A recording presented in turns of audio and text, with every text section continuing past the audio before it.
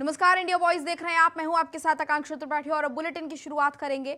बड़ी खबर के साथ बुलेटिन की शुरुआत करते हैं। ज्ञानवापी मामले को लेकर आज कार्बन डेटिंग पर अहम सुनवाई और लगातार सुनवाई जो है वो चलेगी और उसके बाद ये फैसला आएगा कि आखिर क्या कुछ इस मामले पर निकलकर सामने आया है।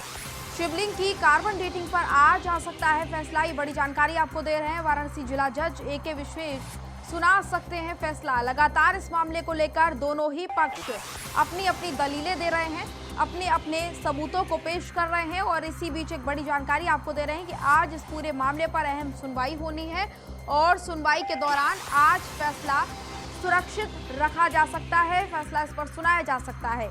हिंदू पक्ष ने कार्बन डेटिंग कराने की दी थी याचिका। ज्ञानवापी में सर्वे के दौरान बंदूकखाने में मिला था शिवलिंग और उसी को लेकर लगातार चर्चाओं का जो दौर था दोनों ही पक्ष में जारी था। और आज का दिन बहुत ज्यादा अहम इसलिए भी हो जाता है क्योंकि आज शुक्रवार है, यानी कि जुम्मे का दिन है। ऐसे में आज इस पूरे मामले पर फैसला आना है तो आज का दिन बहुत ज्यादा अहम सुनवाई के लिए भी और साथ ही साथ दोनों पक्ष के लिए। और इसी को लेकर तमाम इंतजामात जो हैं सुरक्षा के मद्देनजर पुख्ता किए गए हैं ताकि सुरक्षा के मामले में कोई चूक ना हो। और देखिए, ज्ञानवापी मामला जो है ये अभी का नहीं है, काफी साल पुराना ये मामला है। लगातार ये मामला इसी तरह से विवादों में घिरा रहा है और इसी मामले पर आज फैसला आ सकता है और इसको लेकर सुनवाई होगी जिसमें फैसला सुरक्षित रखा जा सकता है।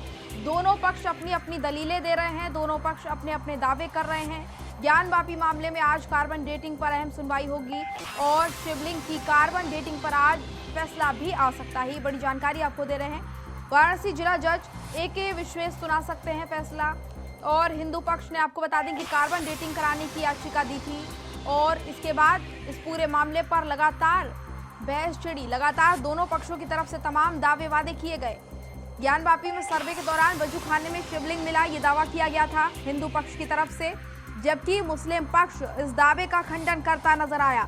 मुस्लिम पक्ष का कहना था ये शिवलिंग नहीं है, मुस्लिम पक्ष का कहना था ये एक फव्वारा है, लेकिन हिंदू पक्ष की तरफ से लगातार यही कहा जा रहा था कि ये फव्वारा नहीं शिवलिंग है।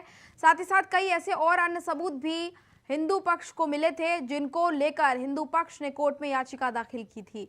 और ये जानकारी आपको दे रहे हैं इस पूरे मामले पर। सर्वे इस पूरे मामले को जो हुआ था उसमें बंदूकखाने में जो शिवलिंग मिला था उसको लेकर लगातार चर्चाएं चल रही थी। अभिषेक झा ज्यादा जानकारी के साथ हमारे संवाददाता लाइव जुड़ गए हैं। अभिषेक, देखिए आज फैसला आना है, आज का दिन बहुत ज्यादा अहम है। अगर हम बात करें वाराणसी की, क्या कुछ आपको वहां पर तस्वीरें देखने को मिल रही हैं? क्योंकि सुरक्षा के लिहाज से भी जब भी फैसला आता है बहुत ज्यादा दिन अहम हो जाता है। वो सर्वे का आदेश दिया गया था, उसके बाद से ही ये मामला जो है ज्ञानवापी मस्जिद या कहले कि श्रृंगार गौरी का मामला है वो राजनीतिक विमर्श के केंद्र में आ गया था। सर्वे के बाद जिस तरीके से वजूखाने में शिवलिंग के होने का दावा किया गया और उसी शिवलिंग के कार्बन डेटिंग को लेकर के जो 5 महिला वादी थी श्रृंगार गौरी दर्शन मामले में, उसमें से 4 महिलाओं की तरफ से ये याचिका दी गई कि आप इस शिवलिंग की या जो कथित शिवलिंग है या जिसका दावा किया जा रहा है उसकी कार्बन डेटिंग करा के उसकी आयु और उसका प्रकृति और स्वरूप सब कुछ पता कर सकते हैं। इसके लिए याचिका दी थी। इस पर सुनवाई लगभग पूरी हो चुकी है। आज उस पर फैसला, पिछली सुनवाई पर जज ए.के. विश्वेश ने रिजर्व रख लिया था, उस पर आज फैसला आना है। इसके अलावा एक और मामला है जिस पर सुनवाई होनी है, वो 1/10 के मुताबिक जो अदालती कार्रवाई होती है 1/10 के मुताबिक करीबन 16 लोगों ने इस मामले में खुद को वादी या वाद मित्र बनाए जाने की अपील की थी। उनसे भी जवाब तलब किया गया था। वो सुनवाई एक इसी केस में वो सुनवाई एक अलग चलेगी। लेकिन आज जो अहम फैसला है वो शिवलिंग के आयु निर्धारण और उसके प्रकृति निर्धारण को लेकर के है, जिसकी मांग 4 वादी महिलाओं की तरफ से उठाई गई थी। और उसी वादी महिलाओं में से एक महिला यानी कि राखी सिंह, जो मुख्य वादी है श्रृंगार गौरी दर्शन मामले में, उन्होंने इसका विरोध किया था। उन्होंने बताया था कि धार्मिक भावनाएं आहत होंगी, शिवलिंग खंडित होगा। तो कहीं ना कहीं ये आपसी विवाद में पड़ गया था ये पूरी याचिका और उस पर अब क्या सुनवाई होगी, क्योंकि इस पर जो भी फैसला होगा वो निश्चित तौर पे केस के दिशा को बिल्कुल तय कर देगा। अगर सर्वे होता है तो निश्चित तौर पे कहीं ना कहीं कोर्ट ये मान लेगा कि हाँ ये शिवलिंग है या एक इशारा होगा कहीं ना कहीं। और अगर उसके बाद सर्वे के रिपोर्ट की बात मतलब ये कह सकते हैं अभिषेक कि आज का जो फैसला आने वाला है ये निर्णायक भूमिका में है। निर्णय आज हो जाएगा, काफी हद तक चीजें चीजें साफ हो जाएंगी। और कार्बन डेटिंग का जो पूरा मामला है, इसको लेकर सभी की नजर बनी हुई है कि आखिर क्या फैसला आने वाला है। और ऐसे में जानकारी ये भी मिल रही है कि सुरक्षा के मद्देनजर पूरे ज्ञानवापी परिसर के आसपास खास इंतजाम किए गए हैं ताकि कोई ऐसी दंगे भड़काने वाली स्थिति वहां पर ना देखने को मिले। उसको लेकर क्या जानकारी है? देखिए, आज शुक्रवार का दिन है और शुक्रवार को ज्ञानवापी परिसर में मस्जिद नमाज जो है वो अता की जाती है। उसको उसकी शासन की तरफ से छूट होती है। दिन की नमाज जो है वो सब सार्वजनिक होती है, सभी लोगों के लिए होती है। बाकी हफ्ते के दिन या अन्य नमाज में 5 से 7 लोगों की ही अनुमति होती है शासन की तरफ से।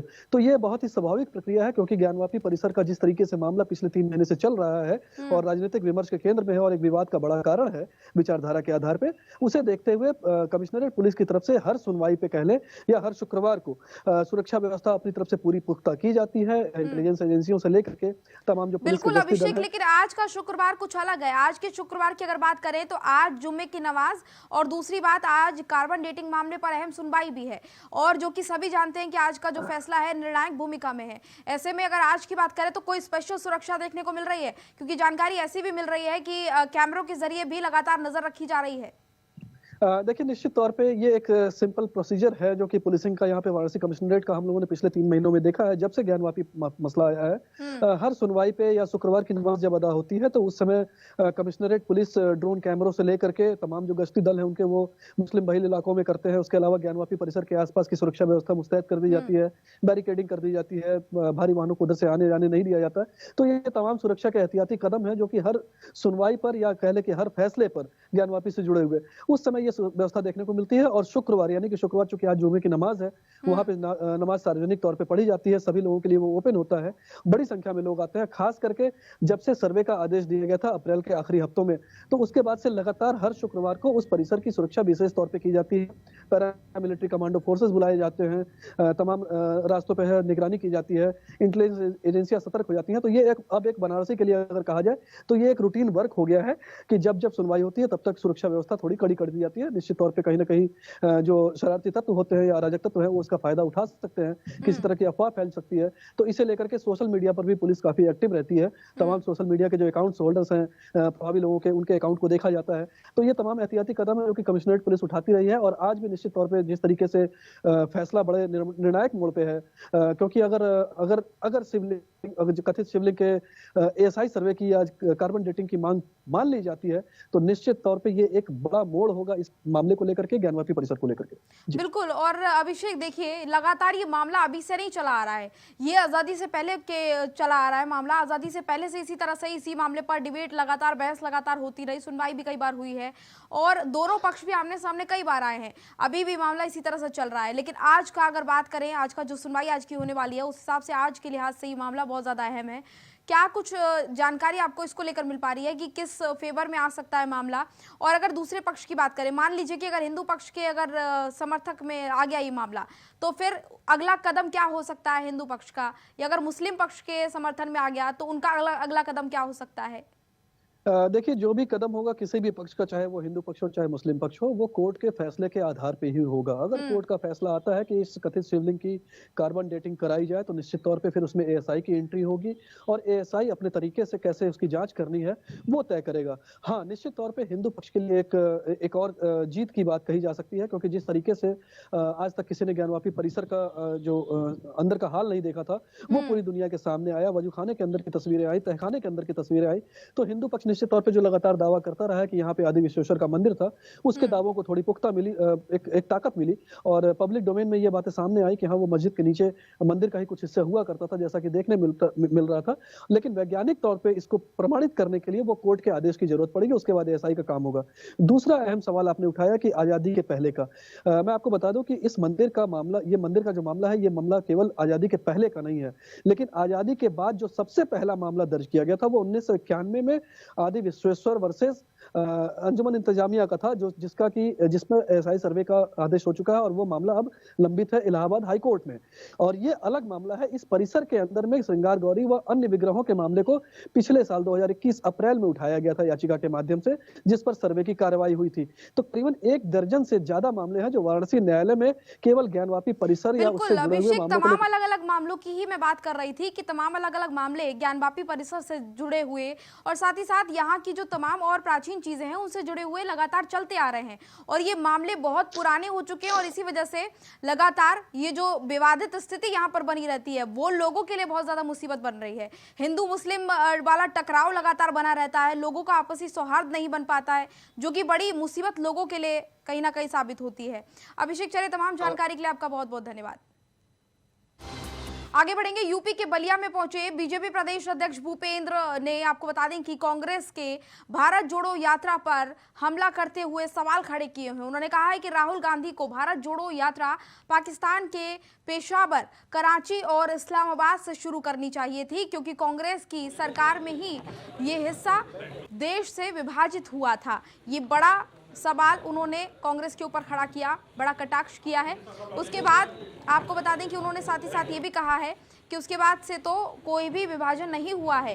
तो जहां तक कांग्रेस पार्टी का विषय है, उनकी यात्रा प्रारंभ होने के बाद उसमें अंतर विरोध, तनाव, टकराव जिस प्रकार से राजस्थान और अन्य राज्यों में है, तो उन्हें कांग्रेस जोड़ो यात्रा करनी चाहिए। साथ ही उन्होंने ये भी कहा कि अपने परिवार को जोड़ने के लिए काम करना चाहिए। बीजेपी के प्रदेश अध्यक्ष भूपेंद्र चौधरी ने कांग्रेस पर ये तंज कसा है। कांग्रेस में टकराव की स्थिति लगातार बनी हुई है। उन्होंने कहा है कि कांग्रेस को आपसी तालमेल के बारे में सोचना चाहिए, कांग्रेस को कांग्रेस जोड़ो यात्रा निकालनी चाहिए, परिवार जोड़ो यात्रा निकालनी चाहिए।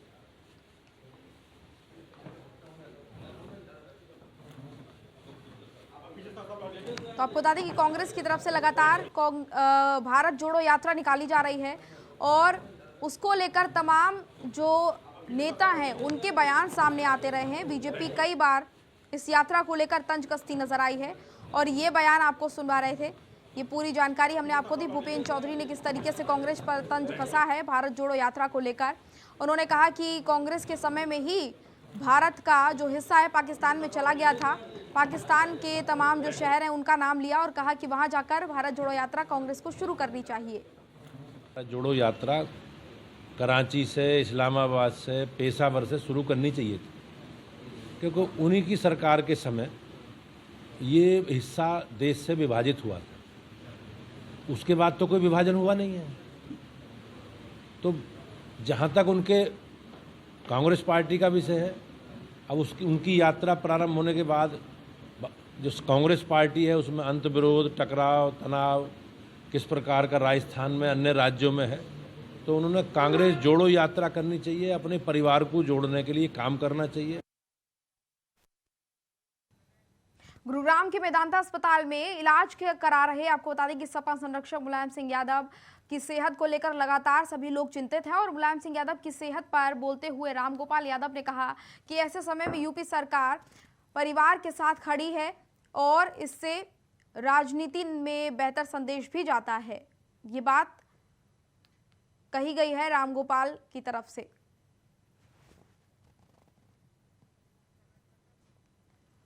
तो आपको बता दें कि लगातार मुलायम सिंह यादव की तबीयत को लेकर तमाम जो नेता हैं वो उनका हालचाल जानने के लिए पहुंच रहे हैं, उनके हालचाल की जानकारी ले रहे हैं और चाहे पक्ष की बात कर ले चाहे विपक्ष की बात कर ले, हर व्यक्ति उनकी चिंता कर रहा है और सभी यही चाहते हैं कि मुलायम सिंह यादव जल्द सेहतयाब हो जाएं और साथ ही साथ उनकी सेहत में सुधार अभी फिलहाल नहीं देखने को मिल रहा है, लेकिन लगातार हवन पूजन भी लोग कर रहे हैं और तमाम जो नेता हैं उनका भी पहुंचना लगातार जारी है। बीजेपी की तरफ से भी लगातार कई नेता पहुंच रहे हैं और उनकी तबीयत की जानकारी ले रहे हैं। आपको बता दें कि डिप्टी सीएम ब्रिजेश पाठक भी जानकारी लेने के लिए पहुंचे हुए थे। साथ ही साथ मुख्यमंत्री योगी आदित्यनाथ ने भी अखिलेश यादव से जानकारी ली थी मुलायम सिंह यादव के सेहत को लेकर। यूपी के सीतापुर में लगातार हो रही बारिश के चलते जनजीवन अस्त व्यस्त हो गया है। आपको बता दें कि लहरपुर तहसील में 200 साल पुराना हनुमान मंदिर बारिश के चलते ढह गया और हालांकि दर्शन करने आए श्रद्धालुओं को किसी भी प्रकार की कोई चोट नहीं लगी है, जो कि बहुत गनीमत की बात रही। आपको बता दें कि सुबह मंदिर में पूजा अर्चना के बाद जैसे ही श्रद्धालु बाहर निकले वैसे ही मंदिर भरभरा कर गिर गया और कई दिनों से लगातार जो बारिश हो रही है उसकी वजह से बताया जा रहा है कि हादसा हुआ है। ये तस्वीरें आप देख सकते हैं किस तरीके से मंदिर भरभरा कर गिरा है, लेकिन गनीमत ये रही कि कोई भी यहाँ पर जनहानि नहीं हुई है। हादसे में किसी के हताहत होने की कोई जानकारी नहीं है। सीतापुर का ये पूरा मामला आपको बता रहे हैं। लगातार बारिश की वजह से बहुत ज्यादा मुश्किलें लोगों की बढ़ती जा रही हैं और बारिश के चलते मंदिर भरभरा कर गिर गया। हालांकि गनीमत ही रही कि कोई भी इसमें हताहत नहीं हुआ है। सीतापुर का ये पूरा मामला, ये तस्वीरें भी आप देख सकते हैं किस तरीके से मंदिर पूरा क्षतिग्रस्त हुआ है बारिश की वजह से। ये था बहुत प्राचीन मंदिर है। अच्छा ये कम से कम 150-200 साल पुराना होगा। अच्छा, तो ये आज अचानक गिर गया है, कैसे गिरा? कोई दिक्कत तो नहीं? बरसात की वजह से, बरसात में आधा धुंध हुई है। हाँ। तो उसी की वजह थोड़ा चिटका था, उसी दरार में पानी आ गया होगा, उससे फैल गया। संवाददाता मोहित मिश्रा हमारे साथ ज्यादा अपडेट के साथ जुड़ गए हैं। मोहित, देखिए लगातार बारिश की वजह से जो तस्वीरें सामने आ रही हैं उससे लोगों को बहुत ज्यादा परेशानियां हो रही हैं, और अब ये तस्वीर हम देख रहे हैं जिसमें मंदिर जो है भरभरा कर गिर गया। क्या कुछ और भी ऐसी जानकारी, बारिश की वजह से ऐसे कोई और नुकसान भी हुआ है क्या? जी जी बिल्कुल, मैं बताता हूँ। ये जो मंदिर है ये लहरपुर तहसील क्षेत्र के मोहल्ला अंबरसराय में स्थित है, और जो वहाँ के बासिंदे हैं बता रहे लगभग 200 साल पुराना ये मंदिर है, और पिछले 2-3 दिन से बारिश लगातार हो रही, जिसके कारण ये मंदिर जो है क्षतिग्रस्त हो गया है। लेकिन अभी तक इसमें कोई जनहानि की बात निकल के बाहर नहीं आई है। सभी मतलब कोई किसी तरीके की कोई हताहत नहीं हुआ है। बिल्कुल मोहित, क्या ये मंदिर बहुत पुराना है? जी हाँ, लगभग 200 वर्ष पुराना बताया जा रहा है। मंदिर हनुमान जी का मंदिर है, प्राचीन। मोहित, इसकी हालत पहले से भी इसी तरह की होगी कि इसकी जो स्थिति है, क्योंकि आप बता रहे हैं कि 200 साल पुराना ये मंदिर है, ऐसे में बारिश लगातार हो रही है और जर्जर हालत में ये मंदिर रहा होगा, जिस वजह से इसकी अब ऐसी हालत देखने को मिल रही है। जी जी, दरअसल ये जो मोहल्ले वासी हैं उनके देखरेख से ये मंदिर संचालित हो रहा था। इसमें किसी तरीके की कोई सरकारी मदद अभी तक नहीं हुई है। हालांकि जो मंदिर के मुख्य पुजारी हैं उनका कहना है कि 2-3 बार क्षेत्रीय नेताओं से और विधायक से बात की गई कि मंदिर का जीर्णोद्धार जो है करा दिया जाए, लेकिन उन लोगों ने इस पर कभी ध्यान नहीं दिया। और मंदिर जब 200 साल पुराना तो धीरे धीरे वो जर्जर हो रहा था, और 2-3 दिन की बारिश में वो अचानक से ढह गया सुबह की पूजा के बाद। बिल्कुल मोहित, तो कहीं ना कहीं ये लापरवाही की भेंट भी चढ़ा है मंदिर। चले, तमाम जानकारी के लिए बहुत बहुत धन्यवाद आपका। यूपी के अमेठी में संग्रामपुर थाना क्षेत्र के गाजियापुर रामगढ़ गांव में उस वक्त हड़कंप मच गया जब 4 दिनों से गायब युवक का शव उसी के चाचा के घर में फांसी के फंदे पर लटका मिला, जिसके बाद परिजनों ने पुलिस को पूरे मामले की सूचना दी और आरोप लगाया कि पुलिस ने सूचना देने के बाद भी 4 दिन पहले ही केस दर्ज नहीं किया था। लेकिन अब ये बड़ा हादसा परिवार के साथ, क्योंकि जो बच्चा इनका गायब था उसका शव अब मिला है, उसी के चाचा के घर में फांसी के फंदे पर शव लटकता मिला है। परिजनों ने पुलिस पर लापरवाही का आरोप लगाया है। पुलिस ने समय रहते नहीं किया था केस दर्ज, ये कहा जा रहा है परिजनों की तरफ से। और अमेठी का यह पूरा मामला है। ये बच्चा जिसकी अभी हमने आपको तस्वीर दिखाई थी वो लापता चल रहा था, जिसके बाद परिजनों ने इसकी मामले की जानकारी पुलिस को दी और परिजनों की तरफ से आरोप लगाया जा रहा है कि पुलिस ने इस पूरे मामले पर कोई कार्रवाई नहीं की और लापरवाही पुलिस की देखने को मिली। गोला गोकरणनाथ बीजेपी के विधायक स्वर्गीय अरविंद गिरी की हार्ट अटैक से मौत हो जाने के बाद गोला विधानसभा की सीट पर उपचुनाव कराया जा रहा है और जिसमें सपा ने पूर्व विधायक विनय तिवारी को अपना प्रत्याशी घोषित किया है। वहीं बीजेपी की तरफ से अभी कोई आधिकारिक घोषणा नहीं की गई है। गोला गोकरणनाथ सीट पर उपचुनाव की घोषणा हो गई है और सपा ने यहां पर अपने प्रत्याशी की घोषणा कर दी है, लेकिन बीजेपी की तरफ से अभी फिलहाल कोई घोषणा नहीं की गई है। आपको बता दें कि बीजेपी के विधायक के निधन के बाद से ही ये सीट खाली हो गई थी और अब यहां पर उपचुनाव की जानकारी मिल रही है। विनय तिवारी होंगे सपा के प्रत्याशी, ये जानकारी। तो फिलहाल बुलेटिन में इतना ही, मुझे दीजिए इजाजत, नमस्कार।